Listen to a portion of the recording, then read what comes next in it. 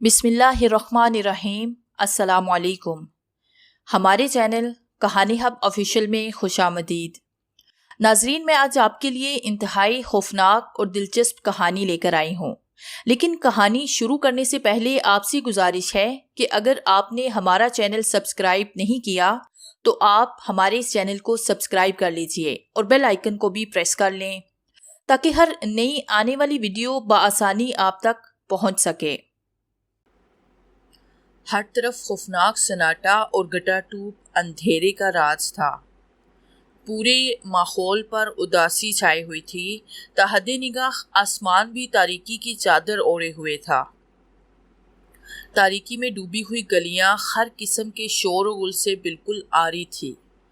अलबत्ता गली के कोने खुदरे में छिपे झींगड़ों की साज पाती आवाज़ माहौल की दहशतनाक सकूत में शगाफ डालने में किसी हद तक कामयाब हो रही थी। कभी हवा का एक तेज झोंका आता जो इन गलियों के बोसीदा लकड़ियों से बने बंद दरवाजों पर लगे पर्दों को झुलाता हुआ आगे बढ़ जाता। उन दरवाजों के अंदर बसे लोग अपने अपने बिस्तरों में दुबके पड़े गहरी नींद सो रहे थे। ये मूरीपुर गांव के रात का मंजर था। गांव के लोग अक्सर अपने कामों से जल्द फारिग होकर शाम का खाना खाकर जल्द ही सो जाते तो रात के 9 बजे ही आधी रात का गुमान होता। मगर गांव से शहर जाती इस सड़क पर अक्सर आधी रात के दौरान भी गाड़ियों का गुजर होता जो शायद इंतहाई ज़रूरत के वक्त वहां से गुजरती और इस तरह सांवरी को अपना शिकार मिल जाता। आज भी उस वीरान और सुनसान सी सड़क पर खड़ी सांवरी अपने आने वाले शिकार का इंतजार कर रही थी। सड़क के आसपास 2-2.5 फुट की हारदार झाड़ियां उगी हुई थी। उन झाड़ियों के पास ही वो एक बड़े से पत्थर पर बैठी अपने शिकार का रास्ता देख रही थी। आज वो हरे रंग का बनारसी लहंगा, आतशी रंग का बगैर बाजू ब्लाउज और उस पर हरे ही रंग का बड़ा और बारीक सा दुपट्टा ओढ़े बड़ी ही प्यारी लग रही थी। दुपट्टे के दोनों पल्लू पीछे की तरफ होते जिसकी वजह से उसकी क़यामत भरपा करती और शोला उगलती खूबसूरती अंधेरे में भी हर किसी को अपनी तवज्जो का मरकज़ बना देती। उसके हाथों में कोहनियों से कलाइयों तक पहनी सफ़ेद रंग की चूड़ियाँ तारीकी में उसे मज़ीद नुमायाँ कर रही थी। चेहरे के हर नक्श में बेपनाह मासूमियत के निशान सब थे जो उसे देखता उसे यही लगता कि जैसे दुनिया भर के हसीन चेहरों की दिल आवीज़ मुस्कुराहट एक इसी चेहरे में सिमट कर आ गई है। गर्ज वो सरतपा हुस्नो शबाब की पेकर थी जिस पर एक मर्द तो क्या एक औरत की भी नज़र पड़ती तो वो भी अपनी नज़र उसके हसीन सरापे से हटा ना पाती। वो हर किसी को अपनी इसी खूबसूरती की बदौलत अपने जाल में फांस लेती। जो इसे देखता वो अपने आप को भूल जाता और बेइख्तियार होकर सांवरी के पास खिंचा चला आता। इस तरह वो अपनी खूबसूरती के पीछे छुपा भयानक रूप जाहिर करती और भूखे बेड़िए की तरह उस पर टूट पड़ती। तब जाकर वो शख्स होश में आता मगर तब तक बहुत देर हो चुकी होती। इस वक्त वो मुकम्मल तौर पर सांवरी के कब्जे में होता और तड़प तड़प कर उसके सामने अपनी जान दे देता।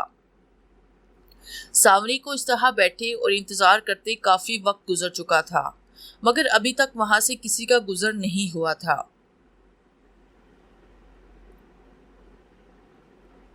इसलिए वो थोड़ी सी परेशान थी। आज उसे नवा शिकार करना था। इससे पहले वो 8 लोगों को भयानक मौत के घाट उतार चुकी थी। उसके बाद यानी अगले दिन उसे आखिरी शख्स के खून से अपने हलक को तर करना था। तब जाकर उसका मकसद पूरा होता। उसके बाद उसे उस दुनिया में दोबारा कभी नहीं आना पड़ेगा। हर रोज़ उसकी चाल पहले रोज़ की चाल से मुख्तलिफ होती। वो मुख्तलिफ तरीके अपनाकर लोगों को अपने जलवे दिखाती। हालांकि लोग उसकी खूबसूरती को देखकर तमाम शक व शुबहात को बलाए ताक रखकर बेखुद होकर उसके जाल में फंस जाते मगर फिर भी वो निहायत ही फूंक फूंक कर कदम उठा रही थी क्योंकि इस दहशतनाक और रूह फरसा अमवात से ही उसकी ज़िंदगी के हसीन ख्वाब जुड़े थे जिनकी तबीर इन मराहिल से गुजरे बगैर उसे नहीं मिल सकती थी। एकदम सांवरी की आंखों में चमक आ गई। दूर से गाड़ी की हेडलाइट देखते ही वो चौकन्ने हो गई। वो अपने नाजुक से वजूद को समेटते हुए ड्रामाई अंदाज से सड़क पर चित लेट गई और कमर पर हाथ रखे झूठे दर्द से कराहने लगी। कार सावरी के 2 गज के फासले पर आकर रुक गई। इसमें से एक 24-25 साला हैंडसम और वजीहा शक्ल नौजवान परेशानी की सूरत में कार से माजरा जानने की कोशिश में बाहर निकला। अपने सामने एक परिनुमा वजूद को इस तरह तड़पते देखकर उसके कदम तेजी से सांवरी की जानिब बढ़ने लगे। वो उसके सामने जाकर रुक गया। तभी सांवरी ने इस्तराबी कैफियत से टूटे हुए लफ्जों में कहा, मुझे बचा लो, मैं इस तकलीफ से मर जाऊंगी। उस घड़ी सांवरी के चेहरे पर बेपनाह दर्द सिमट आया जो शायद इस नौजवान पर जादू कर गया था।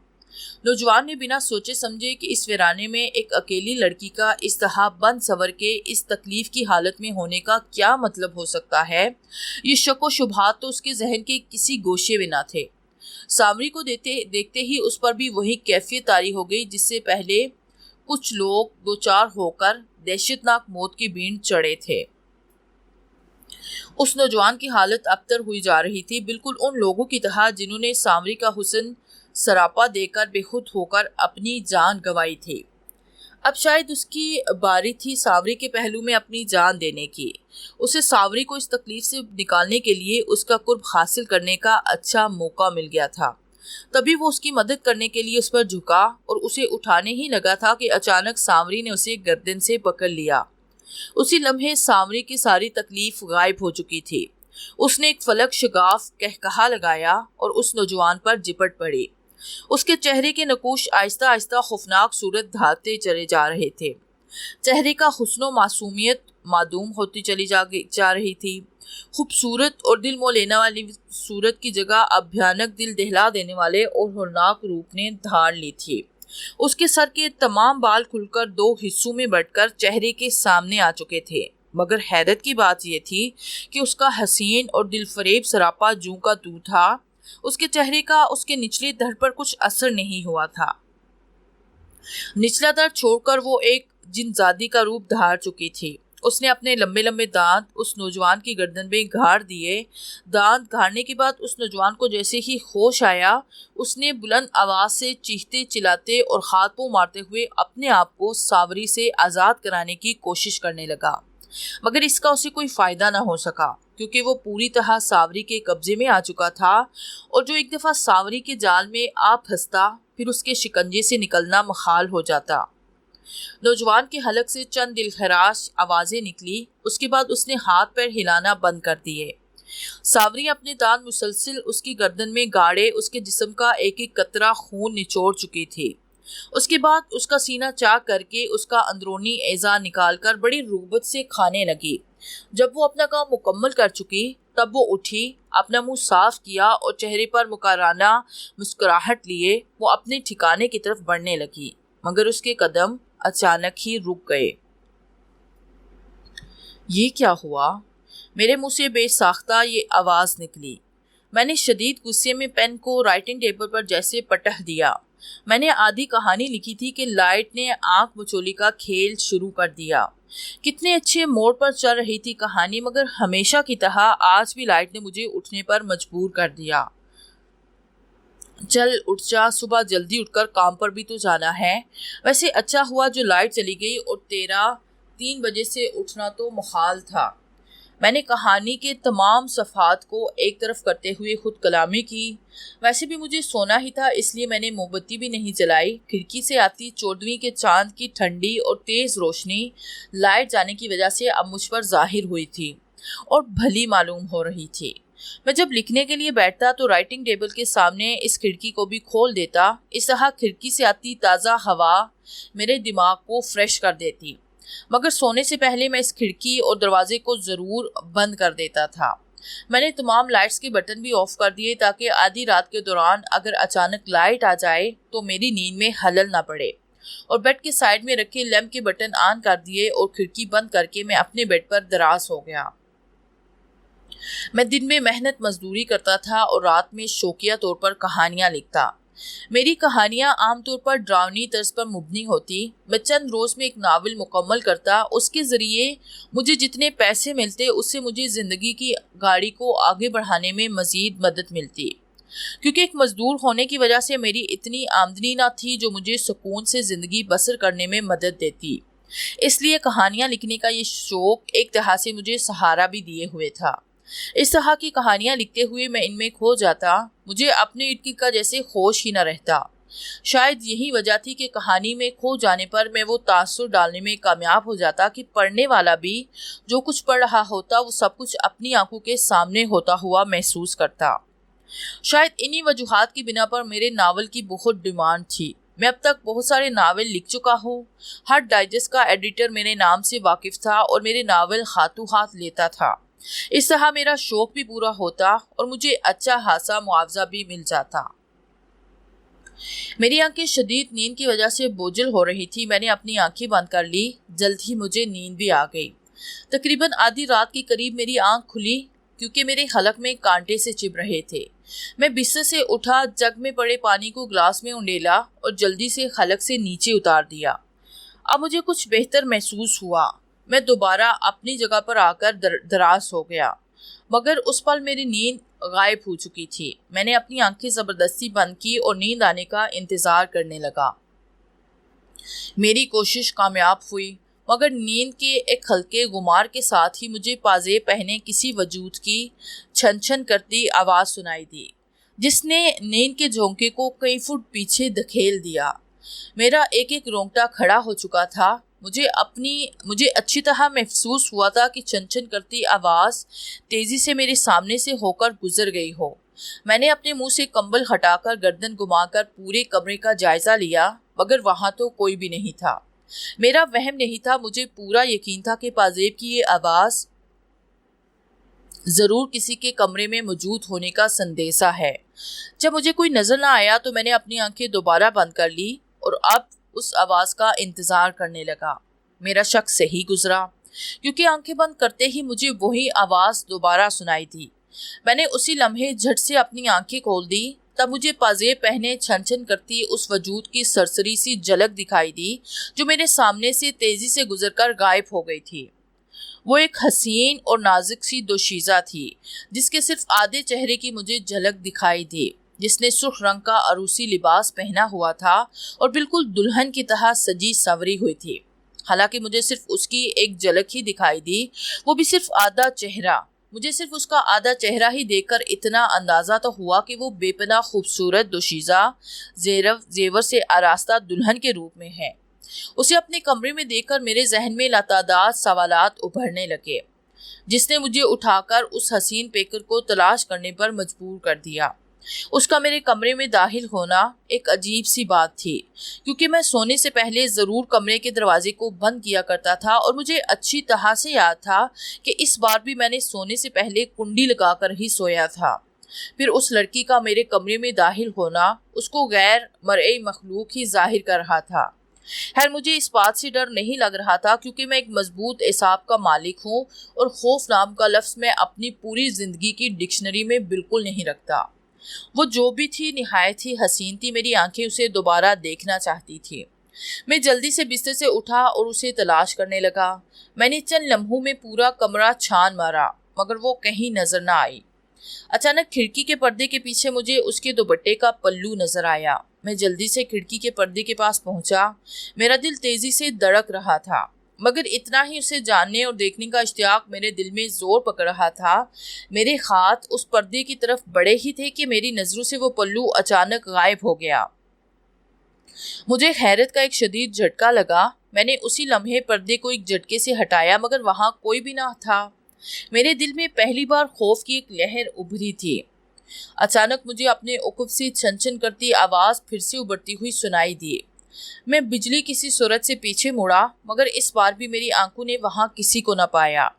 اب کے بار وہ سانس پاتی چھن چھناتی آواز رکی نہیں, بلکہ اسی طرح کمرے کے پرسکون ماحول کو چیرتی ہوئی بڑھتی گئی. مگر اس پائل کے سانس کو چھیڑنے والی ہستی میری نظروں سے اوجھل تھی. وہ آواز مسلسل چھن چھن کرتی جیسے پورے کمرے میں چکر کاٹ رہی تھی, گویا پائل کی اس دھن پر کوئی رقص کر رہا ہو. میں اپنے چاروں طرف ہذیانی سی کیفیت سے دیکھتا جاتا، مگر وہ میری نظروں سے اوجل چھن چھناتے ہوئے پورے کمرے میں اور میرے ارد گرد گھوم رہی تھی۔ مجھے سب کچھ بہت ہی عجیب لگ رہا تھا۔ اب یہ آواز میرے دل و دماغ پر بہت باری گزر رہی تھی۔ وہ جو کوئی بھی تھی میرے سامنے کیوں نہیں آ رہی تھی؟ مجھے اس طرح پریشان کرنے کا آخر اس کا مقصد کیا تھا؟ شاید وہ مجھے خوفزدہ کرنا چاہتی تھی، مگر اب تک مجھے ہراساں کرنے میں وہ کامیاب نہیں ہوئی تھی۔ مگر اس کی پائل کی آواز سے اب میرے کان پھٹے جا رہے تھے، مگر اس نے اب تک اپنے آپ کو ظاہر نہیں کیا تھا۔ وہ غائبانہ حالت میں اپنی پائل کی آواز سے مسلسل جیسے میرے ارد گرد گھوم رہی تھی۔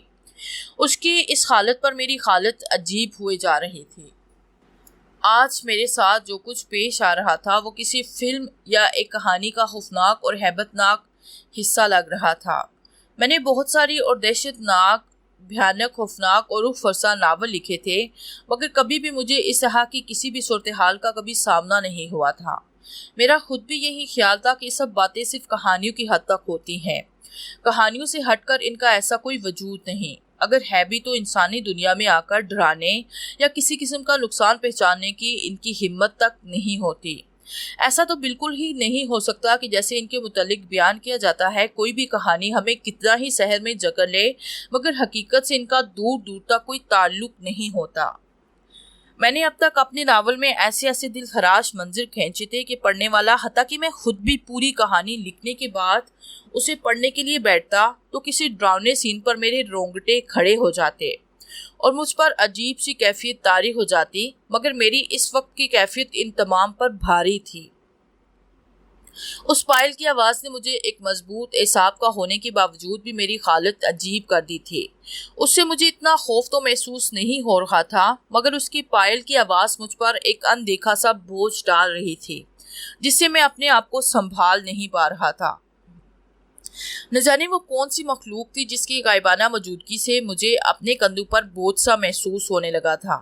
مجھے ایسے لگ رہا تھا کہ وہ مجھ پر حاوی ہونے کی کوشش کر رہی ہے۔ کون ہو تم مجھ سے آخر چاہتی کیا ہو؟ میں نے ہجانی سی کیفیت سے غیر ارادی طور پر آخر بول ہی پڑا۔ میرے اس سوال پر کوئی جواب نہیں آیا، البتہ چاروں طرف پائل کی گونجتی ہوئی آواز اچانک تھم سی گئی۔ میں اپنی اسی کیفیت سے دوبارہ بولا، تم جو بھی ہو میرے سامنے آؤ۔ اگر تم یہ سمجھتی ہو کہ تم مجھے اس طرح خوفزدہ کر لو گی تو یہ تمہاری بھول ہے۔ میں نہیں جانتا کہ تم کون ہو اور میرے پاس کیوں آئی ہو، مگر مجھے اتنا یقین ہے کہ تمہارے آنے کی کوئی نہ کوئی وجہ ضرور ہے۔ وہ کیا وجہ ہے وہ میں جاننا چاہتا ہوں۔ سامنے آؤ، میں کہتا ہوں میرے سامنے آؤ۔ میں نے اس بار جیسے چیختے چلاتے ہوئے کہا۔ میرا اتنا کہنے پر اس آواز نے کمرے میں آئے چند لمحے کے سکوت کو پھر سے توڑ ڈالا اور پھر اسی آواز سے میرے آس پاس گھومنے لگی۔ اب یہ آواز مجھ سے بالکل برداشت نہیں ہو رہی تھی۔ اس نے مجھ پر نیم پاگل کی سی کیفیت طاری کر دی تھی۔ میں دیوالوں کی طرح خلا میں ہاتھوں کو ٹٹولتے ہوئے پورے کمرے میں اس نظر نہ آنے والے وجود کو پکڑنے کی کوشش کرنے لگا۔ جس طرف سے آواز آتی میں تیزی سے اس طرف جا کر اسے اپنے ہاتھوں میں لینے کی کوشش کرتا۔ شاید اس طرح کرتے ہوئے وہ میرے ہاتھ لگتی اور میں اسے اس طرح کرنے سے باز رکھتا، مگر یہ میرے پاگل پن کے سوا کچھ بھی نہیں تھا۔ آخر تک ہار کر میں دونوں ہاتھوں سے اپنا سر پکڑتا ہوا بیٹھتا چلا گیا۔ میں اس نظر نہ آنے والے حسین پیکر سے ہار چکا تھا۔ میرا پورا جسم پسینے سے شرابور ہو چکا تھا۔ میرے دماغ کی رگیں اس آواز سے پھٹی جا رہی تھی۔ میرے یوں بے بس ہو کر اور تھک ہار کر بیڈ پر بیٹھ جانے سے پھر سے وہ آواز آہستہ آہستہ مدھم ہوتی تھم گئی۔ مجھے اس پر بڑا غصہ آ رہا تھا کہ وہ مجھ سے چاہتی کیا ہے، وہ مجھے کیوں پاگل کیے جا رہی ہے، آخر اس کا مقصد کیا ہے۔ میں آواز کے از خود تھم جانے پر بھی آنکھیں بند کر کے اور گردن نیچے کیے اسی طرح بیٹھا رہا۔ مجھے ڈر تھا کہ اگر میں نے اپنی گردن اٹھائی اور پھر سے اسے تلاش کرنے کی کوشش کی تو شاید میں چھائے ہوئے اس سکوت کو پھر سے گوا بیٹھوں گا اور اس بار وہ اپنی پائل کی آواز سے مجھے پاگل ہی نہ کر دے۔ اچانک میرے کانوں میں کسی نسوانی آواز نے آہستہ سے سرگوشی کی، سانوری۔ اس آواز سے جیسے میرے پورے جسم میں کرنٹ سا دوڑ گیا۔ میں نے اسی لمحے اپنی آنکھیں کھولی اور بجلی کسی صورت سے اپنی جگہ سے اٹھ کھڑا ہوا۔ میں پہلے جتنا بہادر بننے کی کوشش کر رہا تھا، اب صورتحال اس قدر بگڑ چکی تھی کہ خوف نے مجھے تھر تھر کانپنے پر مجبور کر دیا۔ تا حد نگاہ میری نظریں جہاں تک گئی کوئی بھی نہیں تھا وہاں۔ خوف کی وجہ سے اب مجھ سے چلا بھی نہیں جا رہا تھا۔ میں لرزتے قدموں کے ساتھ آگے بڑھا۔ میرے ذہن میں دھماکے سے ہونے لگے تھے، کیونکہ میرے کانوں میں جو آواز گونجی تھی وہ تو میری حالیہ ادھوری کہانی کے خونی اور بھیانک کردار کا نام ہے، جو میری کہانی کے مطابق لوگوں کو بھیانک موت کے گھاٹ اتارنے والی ایک بے پناہ حسین دوشیزہ کے روپ میں ایک جن زادی ہے۔ اب مجھے یاد آیا کہ جب پہلی بار چھن چھن کرتے ہوئے مجھے اس کی ایک سرسری سی جھلک دکھائی دی تھی، وہ لڑکی بھی تو بالکل اسی طرح تھی جس طرح کہانی میں میں نے اس کے لباس اور خوبصورتی کا نقشہ کھینچا تھا۔ تو کیا یہ وہی ہے؟ نہیں، یہ تو ہو ہی نہیں سکتا۔ بھلا ایک کہانی کا کردار حقیقت کا روپ کس طرح دھار سکتا ہے؟ نہیں، یہ سانوری نہیں ہو سکتی۔ میرا دماغ بری طرح الجھتا جا رہا تھا۔ میں ابھی تک سمجھ نہیں پا رہا تھا کہ یہ حقیقت ہے یا پھر محض ایک خواب ہے۔ میرے دماغ میں سوالات کا ایک طوفان برپا تھا اور اسی کے اندر ڈبکیاں لگاتے میں پورے کمرے کو دیکھ چکا تھا، مگر وہ اب بھی میری نظروں سے اوجھل تھی۔ اس پائل کی آوازوں کے بعد کان میں سانوری کے نام سے بازگشت ہو کر کمرہ ایک دم ہولناک سناٹے میں نہا گیا تھا۔ آخر تم کون ہو؟ کیوں مجھے پریشان کر رہی ہو؟ میں نے غصے اور ہلکے خوف کی ملی جلی کیفیت سے کہا۔ یہ تم اچھی طرح سے جانتے ہو۔ مجھے اپنے عقب سے کرہت آواز سنائی دی۔ میں تیزی سے پیچھے مڑا، جس نے مجھے پچھلے آدھے گھنٹے سے نیند پاگل کر کے مجھ پر ایک عجیب سی کیفیت طاری کر دی تھی۔ اب وہ میرے سامنے کھڑی تھی، مگر مجھے اس کی صرف پشت نظر آ رہی تھی۔ وہی لباس جو سانوری پہنا کرتی تھی، لمبا بنارسی لہنگا، بغیر بازو کے بلاؤزر اور سر پر باریک دوپٹہ جس کے دونوں پلو پیچھے کی طرف تھے۔ اس کی پشت دیکھ کر اندازہ ہو رہا تھا کہ وہ بے پناہ خوبصورت جسم کی مالک ہے۔ پہلے تو میں اسے ڈھونڈنے کے لیے کمرے میں چکرا رہا تھا، مگر اب جبکہ اس نے اپنے آپ کو ظاہر کر دیا تھا تو میرا دل ایک انجانے سے خوف سے اس طرح دھڑک رہا تھا گویا ابھی باہر نکل پڑے گا۔ میں لرزتے قدموں کے ساتھ اس کی طرف بڑھ رہا تھا۔ اس کا منہ ابھی تک دوسری طرف ہی تھا۔ میں نہ چاہتے ہوئے بھی اس کی طرف بڑھتا چلا جا رہا تھا۔ میری آنکھوں کے سامنے وہی منظر گھومنے لگا جو سانوری اپنے ہر شکار کا کیا کرتی تھی۔ یہ سب جانتے ہوئے بھی میرے قدموں کو نہ جانے کیا ہو گیا تھا کہ اس کی طرف بڑھتے ہی چلے جا رہے تھے۔ حالانکہ یہ ایک عجیب سی بات تھی کہ کہانی کا کردار زندہ ہو کر سامنے کھڑا ہو۔ حالات تو مجھے چیخ چیخ کر بتا رہے تھے کہ میرے سامنے سانوری ہی کھڑی ہے، مگر ایک طرف میرا دل یہ قطعی نہیں مان رہا تھا کہ ایسا ہو بھی سکتا ہے۔ خراما چلتے چلتے میرے اور اس کے درمیان 1.5 گز کا فاصلہ رہ گیا تھا، تب میرے قدم اسود رک گئے۔ تم اچھی طرح جانتے ہو کہ میں کون ہوں، ایک دفعہ پھر اس نے اپنے اسی لہجے میں کہا، اور اس کے ساتھ ہی اس نے اپنا چہرہ میری طرف موڑ لیا۔ اس کا چہرہ میری طرف کرنے کی دیر تھی کہ وہ کمرہ جہاں لیمپ کی روشنی ہونے کی وجہ سے تھوڑا تاریکی میں ڈوبا ہوا تھا، ہر طرف سفید دودیا روشنی پھیل گئی۔ اب اس کی ایک ایک چیز مجھ پر صحیح طرح سے واضح ہو گئی تھی۔ میں اپنی کہانی میں جس قدر اس کی خوبصورتی کا نقشہ کھینچتا تھا، وہ اس سے کہیں اور زیادہ خوبصورت تھی۔ وہ اپنی بڑی بڑی آنکھوں سے مسلسل مجھے گھورے جا رہی تھی، میری آنکھوں کو خیرہ کر رہی تھی۔ وہ دلہن بنی ایسی لگ رہی تھی کہ کہانی والی سانوری کی خوبصورتی پر جیسے گرہن لگ گیا تھا۔ اب اس کے چہرے سے ہٹ کر میری نظر اس کے لباس پر پڑی۔ اس کا جسم سرخ رنگ کے اس عروسی لباس کو بے پناہ حسن دے رہا تھا۔ اس کے حد و حال میں ایسی کشش تھی کہ جس کی اس پر نظر پڑے وہ دیوانہ ہی ہو جائے۔ اس کا قیامت برپا حسین جسم میرے دل و دماغ کو پاگل کیے جا رہا تھا اور میں اسے سرتپا دیکھتا ہی جا رہا تھا۔ وہ واقعی قدرت کا ایک انوکھا شاہکار تھی۔ اسے پری یا اسپرا کا نام بھی دیا جائے تو وہ بھی اس کے حسن میں گستاخی تھی۔ مجھے ایسے لگ رہا تھا کہ میں نے اپنی کہانی میں اس کی خوبصورتی پر صرف ایک ہی سطر لکھی ہو، کیونکہ وہ جس قدر حسین تھی اسے الفاظ میں ڈھالنا مشکل ہے۔ میری آنکھوں نے آج سے پہلے تمام حدوں کو پار کرتی ہوئی ایسی خوبصورتی کبھی نہیں دیکھی تھی۔ وہ میری آنکھوں میں آنکھیں ڈالے، چہرے پر ایک عجیب سی مسکراہٹ لیے اپنی پرکشش نیلگوں آنکھوں سے مسلسل دیکھے جا رہی تھی۔ کیوں؟ کیا تم واقعی نہیں جانتے کہ ہم کون ہیں؟ اس نے اپنے خوبصورت لبوں کو جنبش دی۔ اس کی آواز جیسے میرے کانوں میں گھنٹیاں سی بجانے لگی۔ میں ایک دم سے خیالوں کی دنیا سے باہر نکل آیا، جیسے مجھے ایک حسین سا خواب دیکھتے ہوئے جھنجھوڑ کر اٹھا دیا گیا ہو۔ میں اس حسین پیکر کو دیکھتے ہوئے اس قدر کھو گیا تھا کہ مجھے دنیا و مافیا کی کچھ خبر نہ رہی تھی۔ مجھے پہلی بار کسی حسن نے اتنا متاثر کیا تھا، مگر شاید اس کے شعلہ اگلتے وجود نے میری آنکھوں پر اس کے منفی پہلو پر پردہ ڈال دیا تھا۔ شاید اس کے حسن کے پیچھے چھپے بھیانک روپ کو میں بھول چکا تھا۔ اس کی آواز نے مجھے واپس اپنی دنیا میں لا کر سانوری کی حقیقت میری آنکھوں کے سامنے کر دی۔ بولو نا، کیا تم ہمیں نہیں جانتے؟ اس نے دوبارہ کہا۔ تم سانوری؟ گھبراہٹ کی وجہ سے میری آواز حلق میں ہی پھنس کر رہ گئی۔ ہاں میں سانوری ہوں، اس نے جھٹ سے جواب دیا، مگر تمہارا وجود کس طرح؟ کیوں نہیں ہو سکتا ساحل شیخ؟ ہمیں اپنے سامنے پا کر اب بھی پوچھ رہے ہو کہ ہمارا وجود کس طرح ہو سکتا ہے؟ اس نے میری گھبراہٹ سے لرزتی آواز کو بیچ میں ہی کاٹ کر میرا نام لیتے ہوئے کہا، کیوں ساحل، تمہیں تو ایسے وجود پر کوئی یقین نہیں تھا، تم تو اپنے آپ کو بہت بہادر سمجھتے تھے، اب ہمیں اپنے سامنے پا کر تمہاری گگی کیوں بن گئی؟ بولو نا، کیوں خوف کر رہے ہو ہم سے؟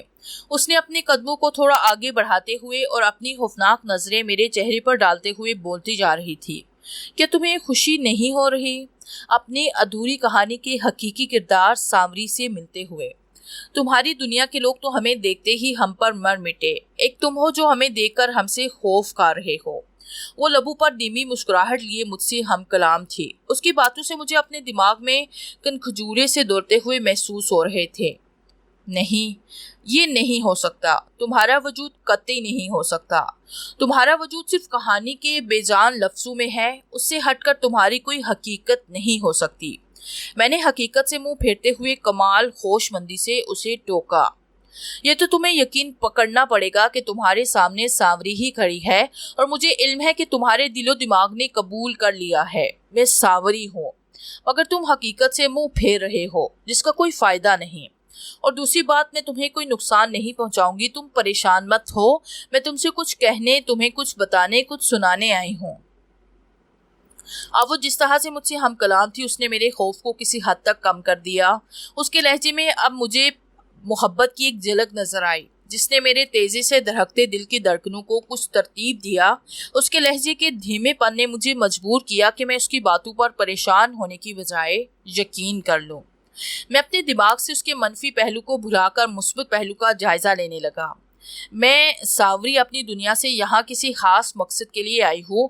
مقصد یہ ہے کہ میں تمہیں ایک سچی اور نہایت ہی عمدہ طرز کی کہانی سنانا چاہتی ہوں، مگر اس کہانی سننے کے کچھ اصول ہیں، ان پر تمہیں عمل کرنا ہوگا۔ وہ یہ کہ جب میں کہانی سناؤں، بیچ میں کسی قسم کا سوال یا کوئی بھی بات میں ہرگز برداشت نہیں کر پاؤں گی۔ میں خاص طور سے تمہیں یہ کہانی سنانے آئی ہوں۔ میں چاہتی ہوں کہ تم اسے بڑے غور سے سنو۔ اگر تم نے کہانی سننے میں ذرا بھی خلل ڈالا تو سمجھ لو کہ بہت نقصان اٹھاؤ گے۔ جو کہانی میں تمہیں سنانے جا رہی ہوں وہ اپنی نوعیت کی ایک انوکھی کہانی ہے۔ یہ کہانی تمہیں ضرور ایسے سحر میں جکڑ لے گی جو تم سوچ بھی نہیں سکتے۔ یہ کہانی تم پر ضرور سکتہ طاری کر دے گی۔ جب میں کہانی سنا چکوں تو تم جو چاہو پوچھ سکتے ہو۔ تو تم سننا چاہو گے یہ کہانی؟ اس نے طویل گفتگو کرتے ہوئے اچانک ہی مجھ سے یہ سوال کر ڈالا۔ میرے دل میں اس کے متعلق جو بھی برے خیالات تھے میں اب انہیں بالکل مٹا چکا تھا۔ نہ جانے وہ مجھے کیسی کہانی سنانا چاہتی تھی۔ آخر ایسی بھی وہ کیا کہانی تھی جو مجھ پر سکتہ طاری کر دیتی؟ اچھا، اگر یہ کہانی ایسی ہیبت ناک ہے تو مجھے جلدی سے سناؤ، میں سننے کے لیے بالکل تیار ہوں، میں نے کہا۔ میرا خوف تو جیسے پڑ لگا کے اڑ گیا تھا، جیسے میں کسی دوسرے مخلوق سے نہیں بلکہ اپنے کسی دوست سے بات کر رہا ہوں۔ اس نے اپنے نازک سے ہاتھوں سے اپنے پیروں تک آئے لہنگے کو اٹھاتے میرے مزید قریب ہونے لگی تو اس کی پائل کی آواز چھن چھن کرتے ہوئے کمرے کے سکوت میں ایک ساز سا برپا کر رہی تھی۔ وہ میرے اتنے قریب ہو گئی کہ اس کا حسین چہرہ بالکل میری آنکھوں کے سامنے تھا۔ کیا تم اس بھیانک اور سچی کہانی سننے کے لیے تیار ہو؟ اس نے اس بار عجیب سے لہجے میں کہا۔ مجھے لگا کہ وہ مجھے خوفزدہ کرنا چاہتی ہے، اس لیے میں نے اس کی آنکھوں میں آئے ہوئے عجیب رنگ کو نظر انداز کرتے ہوئے مختلف لفظوں میں کہا، ہاں بالکل میں تیار ہوں۔ تو ٹھیک ہے، اس نے اسی لہجے میں یہ کہا تو میرے ماتھے پر پریشانی کی شکنیں ابھری، جسے وہ جان گئی اور لہجے کا پینترا بدلتے ہوئے مسکراتے ہوئے بولی، تم پریشان بہت جلد ہو جاتے ہو، مگر اچھی بات یہ ہے کہ تمہیں اپنی پریشانی پر قابو پانا بھی اچھی طرح سے آتا ہے۔ ابھی کی مثال اس کا جیتا جاگتا ثبوت ہے، جس طرح پہلے تم مجھ سے اس قدر خوفزدہ تھے کہ تم میری کوئی بات سننا پسند نہیں کر رہے تھے، مگر میری باتوں پر یقین کر کے تم نے اپنے خوف پر چند ہی لمحوں میں قابو پا لیا۔ خیر، میرے کہنے کا مطلب یہ ہے کہ اتنی طویل داستان میں کھڑے ہو کر کیسے سناؤں گی؟ اتنا بڑا کمرہ ہے، کہیں پر بھی بیٹھ کر بات کرتے ہیں، اس نے کمرے کا جائزہ لیتے ہوئے کہا۔ سوری، میں تو بھول ہی گیا۔ دراصل تم نے جس طرح اپنی کہانی کی تعریف کی ہے، میرا دل بے چین ہو رہا ہے اسے سننے کے لیے۔ چلو آؤ ادھر بیٹھتے ہیں، میں نے رائٹنگ ٹیبل کے سامنے پڑے ہوئے صوفے کی طرف اشارہ کرتے ہوئے کہا، اور ہم دونوں صوفے پر بیٹھ گئے۔ تب وہ گویا ہوئی۔ یہ کیسی لڑکی کی داستان ہے جو بے پناہ خوبصورت ہوتی ہے، اتنی کہ جہاں سے گزرتی وہاں ایک عجیب سی کیفیت طاری کر دیتی، جس محفل میں جاتی تمام لوگوں کی نگاہوں کا مرکز بنی ہوتی۔ تمام خوبصورت چہرے اس کے سامنے پھیکے پڑ جاتے، اس کی خوبصورتی کو دیکھ کر ہر کوئی اس پر مر مٹتا، ایسی سندرتا کہ جسے اپنا ایک جلوہ دکھاتی اسے پاگل کر دیتی۔ اس کی چھلکتی ہوئی بے پناہ خوبصورتی دیکھ کر اس کے ماتا پتا کو اس کی شادی کی فکر جلد آن پڑتی ہے، اس لیے وہ جلدی اس کے لیے ایک اچھا رشتہ تلاش کر کے کسی بڑے پنڈت کے پاس جاتے ہیں اور اسے اچھا سا مہورت نکالنے کے لیے کہتے ہیں اور اپنی بیٹی کی قسمت کے بارے میں پوچھتے ہیں۔ مگر پنڈت جب حساب لگاتا ہے تو وہ ایک بہت ہی عجیب سی بات کا انکشاف کرتا ہے جو اس کے ماتا پتا کے سارے خوابوں کو چکنا چور کر دیتی ہے۔ وہ اپنی بیٹی کی پرینما خوبصورتی کے باوجود ایسی قسمت دیکھ کر سر پکڑ کر رہ جاتے ہیں۔ پنڈت انہیں بتاتا ہے کہ ان کی بیٹی کی کنڈلی میں دوش ہے، اس کے جسم میں زہر بھرا ہوا ہے، اس لیے وہ جس سے شادی کرے گی صبح اپنے پتی کو مردہ پائے گی۔ اس کے ایسے حسن اور اس کے جسم کے اندر زہر کی بھی ایک وجہ ہے، اسے شاید تو وہ جانتی ہے۔ پنڈت نے اپنی بھاری پر کم آواز میں اس کی ماں کو متوجہ کرتے ہوئے کہا، لیکن پنڈت کے منہ سے اپنی بیٹی کے بارے میں ایسی حقیقت سن کر وہ گھبرا گئی تھی۔ ماں نے نفی میں سر ہلایا کہ وہ کچھ بھی نہیں جانتی۔ تب پنڈت نے دوبارہ کہنا شروع کیا، ایک دفعہ جب تیری بیٹی 7-8 مہینے کی تھی، وہ باغ میں پڑے جھولے میں میٹھی نیند سو رہی تھی اور تو شاید پھولوں کو پانی دے رہی تھی یا پھر انہیں ٹھیک کر رہی تھی۔ تب کہیں سے بھولی بٹکی ایک ناگن کی اس پر نظر پڑی اور وہ آہستہ آہستہ جھولے پر چڑھ آئی اور تیری بیٹی کے سامنے کنڈلی مار کر بیٹھ گئی، جس سے اس کی آنکھ کھل گئی۔ بچی نے اپنے سامنے اس عجیب و غریب چیز کو دیکھ کر حسب عادت مسکراتے ہوئے اسے ہاتھوں میں لینے لگی، مگر تب ناگن اس کے ننھے سے ہاتھ پر لپٹی چلی گئی، مگر اسے ڈسا نہیں، کیونکہ اسے اس کی معصوم صورت پر پیار آ گیا تھا۔ پھر وہ آہستہ آہستہ اس کے ہاتھ سے نکلنے لگی۔ پھر اس ناگن نے اپنی زبان تیری بیٹی کے ماتھے پر لگائی اور دھیرے دھیرے نیچے اترتی چلی گئی۔ تب تیری نظر اس پر پڑی۔ پنڈت کی اس بات پر اس کی ماں کو سب کچھ یاد آ گیا اور وہ کہنے لگی، ہاں دیکھا تھا، اسے بالکل سیاہ اور دھاری دار ناگن تھی۔ میری نظر اس پر تب پڑی جب وہ جھولے سے اتر رہی تھی۔ جب میں نے شور مچا کر لوگوں کو جمع کیا تو وہ وہاں سے غائب ہو چکی تھی۔ بہت تلاش کرنے کے بعد وہ کہیں نظر نہیں آئی۔ پھر میں بے اختیار جھولے کی طرف بڑھی۔ مجھے یقین تھا کہ میری بٹیا مردہ حالت میں پڑی ہوگی یا پھر تڑپ رہی ہوگی، مگر یہ دیکھ کر میں حیران رہ گئی کہ وہ جھولے میں پڑی کھیل رہی تھی، مگر اس کے ماتھے پر تکونی شکل کا ایک سیاہ نشان تھا جسے میں نے اسی وقت اپنے بلوں سے ہٹانا چاہا، مگر وہ ذرا بھی نہ ہٹا۔ اتنا کہہ کر اس کی ماں خاموش ہو گئی۔